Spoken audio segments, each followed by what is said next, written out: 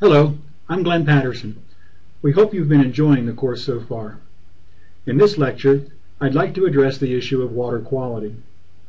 We'll follow the general line of discussion presented by Peter Glick and others in Chapter 3 of the recommended course textbook, The World's Water, Volume 7, and I recommend that chapter for additional coverage of the topic. We'll take a look at the major types of contaminants that affect water quality, where they come from, how they affect ourselves and the aquatic environment, and some of the ways in which people are working to improve water quality.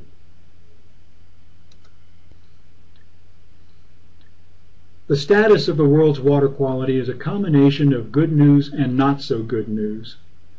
The good news generally pertains to developed countries. In these countries, tap water is generally safe to drink thanks to measures taken to protect source areas and to upgrade drinking water treatment. Second, sewage and industrial waste generally receive adequate treatment before being discharged to receiving waters. These types of discharges that emerge from a pipe, known as point source pollution, have been heavily targeted by pollution control programs in these countries since about the 1970s. Also in these countries, steps are being made to control non-point source pollution, or pollution that enters waterways via diffuse sources such as overland runoff or groundwater seepage. Effective non-point source pollution control is a more difficult and more recent effort compared with point source control. Solutions tend to involve management practices for land or materials that reduce non-point source pollution and hence protect the environment. The story is not so rosy for many countries in the developing world. For various reasons generally having more to do with social and political issues than with technological or financial ones, all three of the previous statements are typically reversed in these countries. To put the human toll into perspective, consider how the world would greet the news that a plane carrying 300 children had crashed and all were lost. Then consider how the world would react if 13 such plane crashes were to occur on the same day, killing over 4,100 children. You can imagine what's next. According to UNICEF, the death toll from waterborne disease among children is equivalent to 13 such plane crashes every day, month after month, year after year. And that's just the children. Add another 2 daily plane crashes for the adults, and you get a total of 1.7 million deaths per year. This carnage is inflicted by diseases that were tamed nearly a century ago in developed countries. From a technological and engineering standpoint, there are relatively straightforward solutions that would provide safe drinking water and adequate sanitation. The problem lies mostly in shaping the political will and the organizational structure to implement the solutions. To more fully understand these pollution issues, it's helpful to review some of the basics of water quality problems. Let's take a look at the most common categories of water quality contaminants. Nutrients exemplify the old saying that pollution is resources out of place. Plant nutrients, primarily nitrogen and phosphorus, are necessary for the growth of all plants. We spend billions of dollars each year to apply these nutrients in the form of chemical and biological fertilizers to our agricultural fields to boost crop production. Nitrogen and phosphorus are also required by microscopic algae and other aquatic plants that are the basis for healthy aquatic ecosystems. The problems start when rivers and lakes get too much of a good thing. Known as the process of eutrophication, excess nutrients cause too much growth of aquatic plants so that plant production exceeds the capacity of grazers to keep it in check. When the blooms of algae and other plants die, their decay uses up so much oxygen that frequently there's not enough left for fish and other organisms. In addition to causing eutrophication in the environment, nitrogen in the form of nitrate can also be a human health hazard, especially for babies. Ingesting water with more than 10 milligrams per liter nitrogen as nitrate can cause blue baby syndrome, in which the nitrate interferes with the blood's ability to carry oxygen. Hence, drinking water providers are required to keep nitrate concentrations below this level. As mentioned, much of the nutrient load comes from fertilizers, both those used on the farm and those used on yards, parks, and golf courses. But there are numerous other sources of nutrients to rivers and lakes too, including sewage effluent, industrial waste, storm runoff, decaying organic matter, and even fallout from air pollution. Like nutrients, sediment is a natural component of stream flow, and like nutrients, too much of a good thing can cause big problems. When erosion is accelerated following disturbance of the land surface and the vegetation, downstream habitats can become choked with sediment. Effects on the environment can include smothering of fish eggs and fry in gravel bars, and effects on human infrastructure can include accelerated wear on impellers of hydroelectric plants, expenses for dredging sediment out of navigable rivers, and expenses for additional treatment of drinking and industrial water. Elevated concentrations of suspended sediment is one of the 3 most common reasons for water quality impairment of streams in Colorado. Temperature is not typically thought of as a pollutant, but heat can be detrimental to streams. Temperature is a regulator of metabolic activity, so abnormally high temperatures can interfere with aquatic life processes. Warm water holds less dissolved oxygen than cold water, so as water temperatures rise, fish and other aquatic life can become stressed by low oxygen levels. Increased water temperatures can happen in several ways, such as removal of streamside vegetation that normally provides shade, addition of effluent that is warmer than the stream, and warming associated with climate change. Both people and aquatic organisms have fairly narrow tolerance for variations in pH, which is the measure of the acidity of water.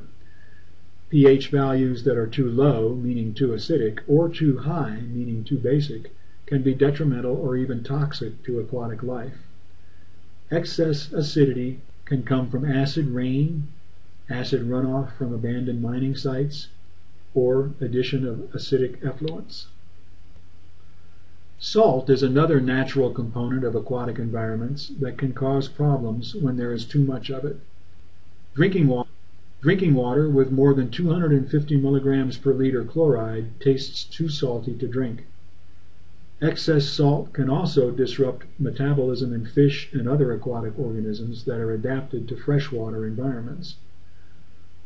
Salt contamination comes from natural processes, such as discharge from natural salt springs, and from human activities, such as road salting, agricultural drainage, discharge of salty groundwater from oil and gas production sites, and discharge of salty industrial effluents. Sodium chloride, or table salt, is not the only salt that can cause water quality problems. Water draining from naturally saline soils or rock formations can pick up other salts as well. As indicated earlier, pathogens or disease-causing microorganisms are among the most widespread and serious of water quality problems. Dozens of different types of pathogens have developed life cycles that are exquisitely adapted to invading humans and turning them into breeding grounds for endless new generations of pests. Examples include bacteria such as Vibrio cholera, the cause of cholera, and Salmonella typhi, the cause of typhoid fever, as well as viruses such as hepatitis A and a host of gastrointestinal viruses that cause diarrhea, and larger microorganisms or protozoa such as Cryptosporidium and Giardia, which also cause debilitating diarrhea. Many of these pathogens thrive in the fecal-oral route of infection, in which they breed in the digestive tracts of their victims, are excreted by the billions in human waste, are then ingested when people drink water contaminated with sewage, and then begin the breeding process anew. One of the great scientific advances in the field of public health was the discovery in the mid-19th century of this cycle of infection. Its discovery came about because of advances such as the discovery of microorganisms themselves, development of the germ theory of disease, and the recovery of viable cholera bacteria from rivers that served as water supplies. Once the fecal-oral route was recognized, the field of waterborne disease epidemiology was born, thanks to people like Dr. John Snow. He removed the handle from a public water pump in the Soho district of London in 1858 after noticing the geographic clustering of cholera cases around this contaminated pump. Some of these pathogens, such as Vibrio cholera and Salmonella typhi, were virtually eliminated as public health concerns in developed countries following the introduction of chlorination of drinking water in the early 20th century, but they continue to wreak havoc in developing countries. Others, such as Cryptosporidium and Giardia, strike victims at both ends of the socioeconomic spectrum due to their ability to form durable cysts that are resistant to disinfection. A few metals are required in tiny amounts for normal nutrition, but many metals become toxic at even moderate concentrations. Abandoned hard rock mining sites frequently leach quantities of lead, copper, zinc, chromium, cadmium, and other toxic metals into streams, where they interfere with fish and other aquatic life. Metal-related industries also discharge metal-containing wastewater into streams. And coal-burning power plants can release some coal-related metals into the air. This is one of the primary pathways in which mercury makes its way to streams. Some metals may be leached out of naturally occurring deposits in soils and rocks. In certain areas, this is a frequent problem associated with drainage of irrigation water from agricultural soils naturally high in selenium. Two of these metals, mercury and selenium, are frequent causes of water quality impairment in Colorado. The final category of water pollutants is the largest. Humans have developed thousands of chemicals to help us in various ways in our daily lives, and each year about 700 new chemicals are developed. Some, such as many petroleum distillates, are found in nature, but many are entirely synthetic and are not known to occur naturally. Examples of human-developed chemicals include pesticides, herbicides, repellents, pharmaceuticals, flame retardants, solvents, cleaning agents, dyes, fragrances, and other personal care products. Ironically, a few chemicals, known as disinfection byproducts, are produced in drinking water as byproducts of the very process, chlorine disinfection, that was developed to make drinking water safe from waterborne diseases. Some chemicals are acutely toxic to humans and aquatic life. Others exhibit chronic toxicity, gradually building up their toxic effect over years of exposure.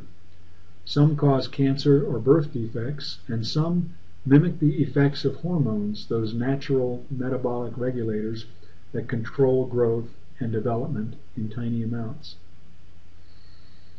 Not all of these chemicals are toxic, but testing them all for toxicity is a daunting task.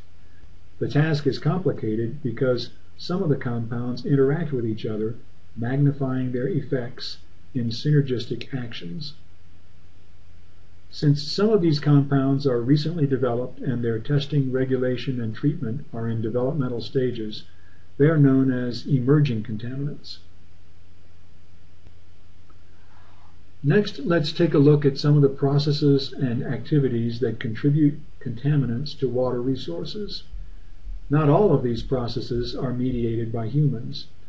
A number of natural processes have been contributing certain contaminants to water since long before humans were around. Natural mineral deposits can produce significant concentrations of some contaminants such as salt and some metals. Millions of people in Bangladesh and the Ganges Delta region drink shallow groundwater naturally contaminated with arsenic. This is also a common problem in many other parts of the world. Wildfires create large amounts of ash and charcoal, which are frequently washed into streams along with massive amounts of sediment mobilized from the burned-over forests. We'll hear more about this topic in the lecture by Sarah Rathburn on rivers after fire.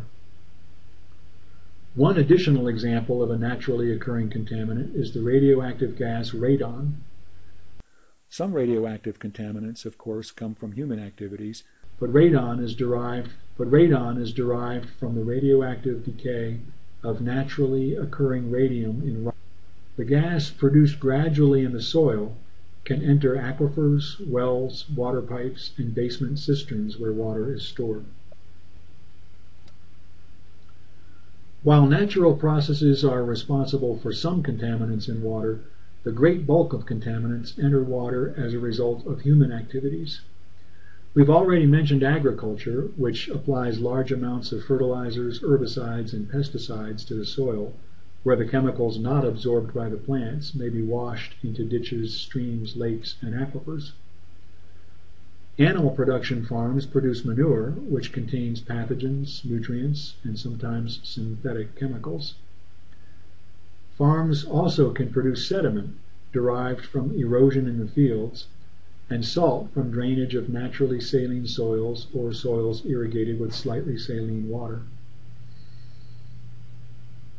Industrial activities produce a wide range of chemicals in their wastewater effluents. Extractive industries, such as oil and gas development, can result in water pollution in the form of petrochemicals from the natural formations, salt from saline groundwater, and chemicals used in processes such as hydraulic fracturing or fracking. Mining can contribute acidity from acid mine drainage and metals from waste rock. Some human activities have indirect effects on water quality. As population grows and urban and suburban development spreads over larger parts of the landscape, most of the types of contaminants we've just discussed become more abundant.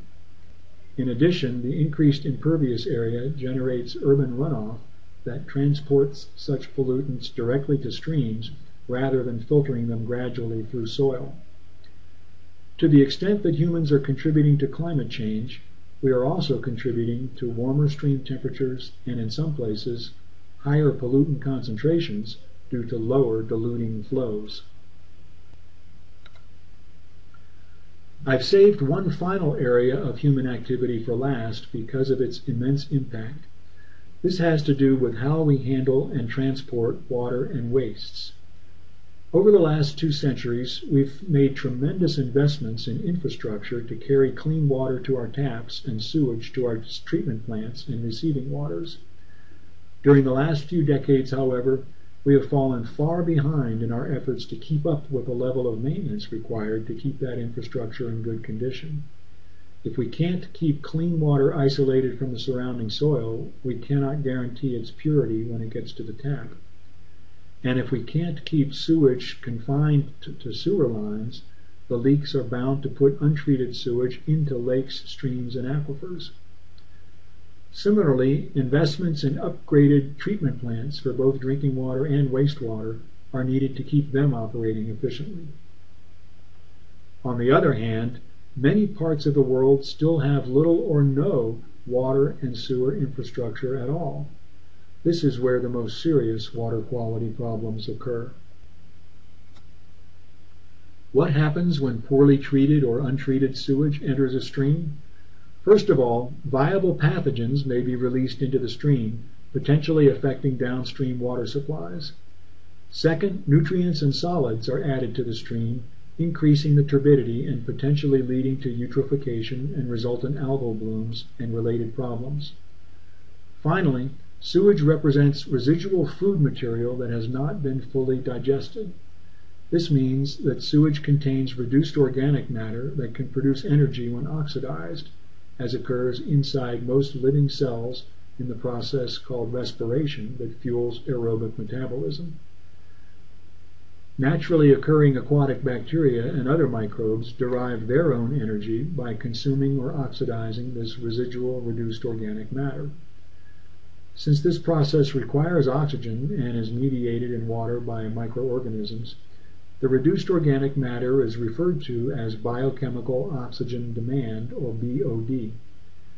The more sewage enters the stream and the less treatment it receives, the higher the level of BOD.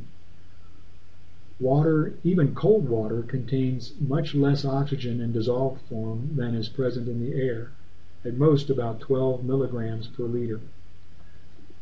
As the dissolved oxygen is taken up by bacteria to oxidize the biochemical oxygen demand, the concentration of dissolved oxygen remaining in the stream declines, creating a characteristic dissolved oxygen sag downstream from the sewage discharge. This graph shows the levels of biochemical oxygen demand and dissolved oxygen downstream from a discharge of poorly treated sewage, which occurs at the left edge of the graph.